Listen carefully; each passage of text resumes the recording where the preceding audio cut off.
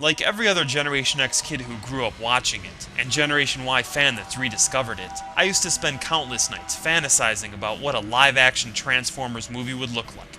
Now it's finally a reality. And while my main reaction to the previews and the pictures has been, holy f***ing shit, that looks awesome, there's a part of me that thinks, it doesn't seem true enough to the cartoon. So let's take some time to review the previews and materials available, and prepare ourselves before we go to the theater, so we're not unpleasantly surprised. Because if there's anything to be learned from the Transformers, it's that we should always look deeper, because there's always more than meets the eye.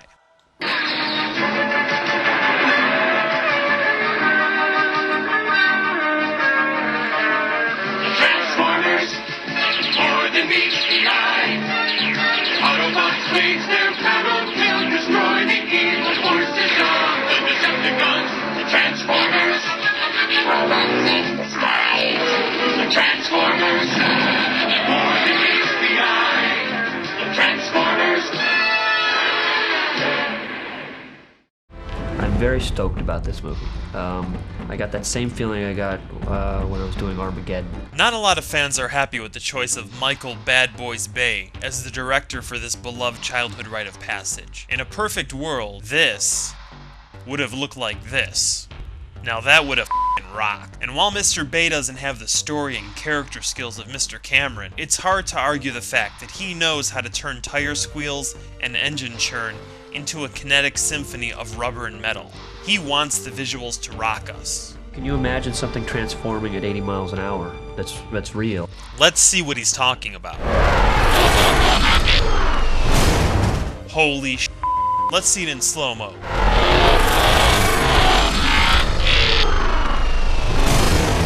Can't argue with that. So in terms of the direction, I'm sold. But what about the story? It is the year 2005.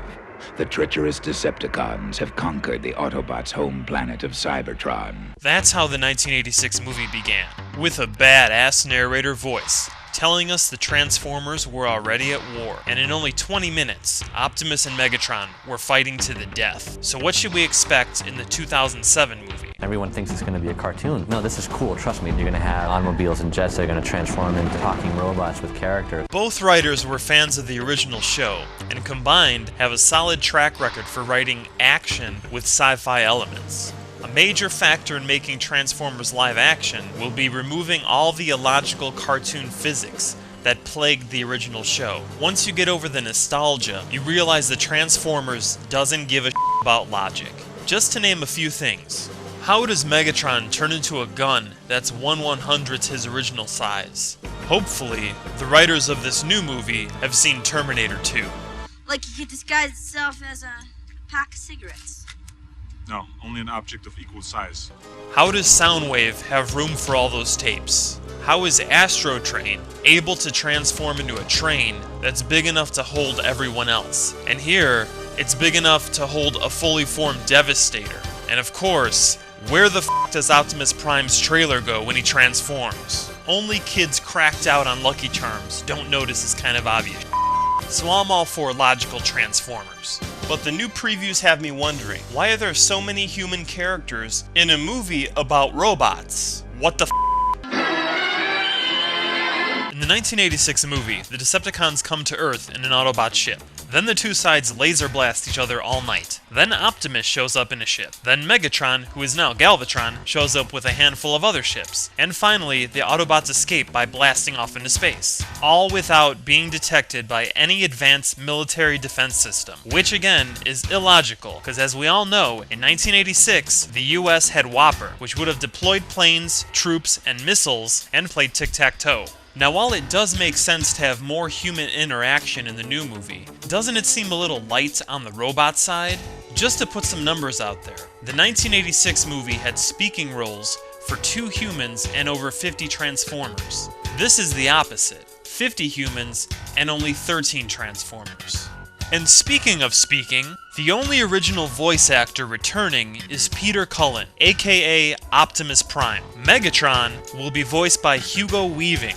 Yes, that's right, Agent Smith. Mr. Anderson, welcome back. One shall stand, one shall fall. We already know that I am the one that beats you. What the f? The voice of Barricade will be Keith David, and Starscream, originally played by Chris Latta, who also was Cobra Commander, will have an all-new voice actor, because sadly, Chris died in 1994.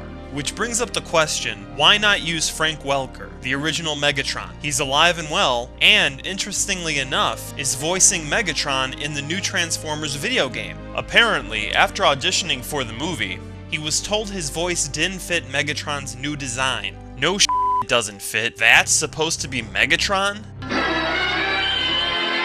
Now obviously, to make the Transformers look realistic, the robot designs had to be a little more intricate, but couldn't they have at least made them look a little more like their cartoon selves, especially the faces? Optimus is the perfect example. His body looks like a real truck in robot form, and his face looks like his classic self. An overall great job, minus the red flames. And while the bodies of the other Transformers look live action accurate, their faces are horrible. Why do they all look like robot spiders? With the way they all look, if you took Optimus out of the movie, there's not a whole lot that looks Transformerly. It could be called super morphing outer space fighting robots, and nobody would be able to tell the difference. It would be a perfectly good CGI action sci-fi robot movie on its own. It's missing too many classic characters. Devastator, the Dinobots, the Insecticons, and of course, everyone's favorite, Soundwave, who would definitely be redesigned and probably end up looking like this. So why call it Transformers if the material is being changed so drastically? Probably because the name has a huge built-in audience, and that's going to equal huge f***ing profits. Screenwriter William Goldman once said, "Nobody in Hollywood knows anything," essentially meaning that, for any given project, no matter the stars, the director, budget, and buzz, box office failure is always a possibility. But the last 6 years have altered that wisdom. Now it goes, nobody knows anything, except that trilogies are guaranteed to make a load of money.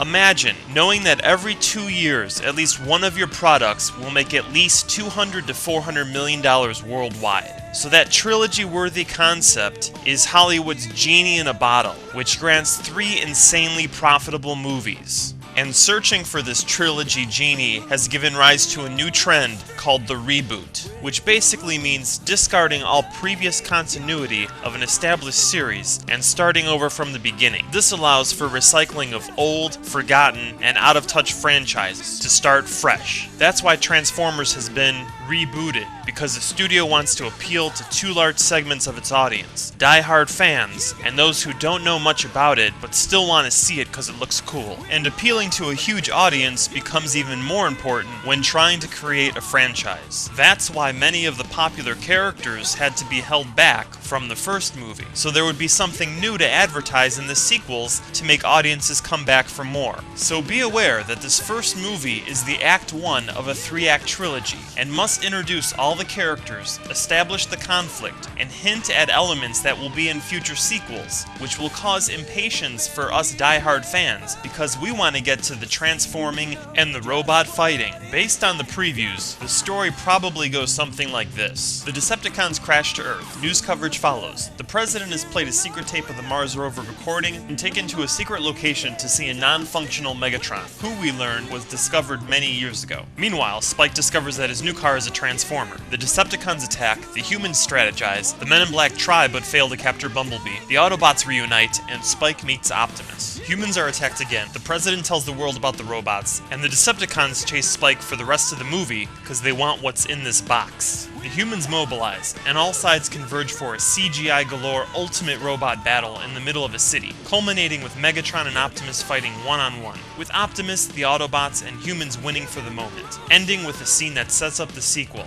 coming out July 2009. The movie preview critic rates Transformers worthy of big screen viewing on a weekend night in a packed theater. No matter how many times you see the previews, your reaction is always, holy f***ing shit, that looks awesome. It's a special effects lover's wet dream, and it's a creation of the trilogy syndrome. So until next time, consider yourselves advised, and as always, long live good movies.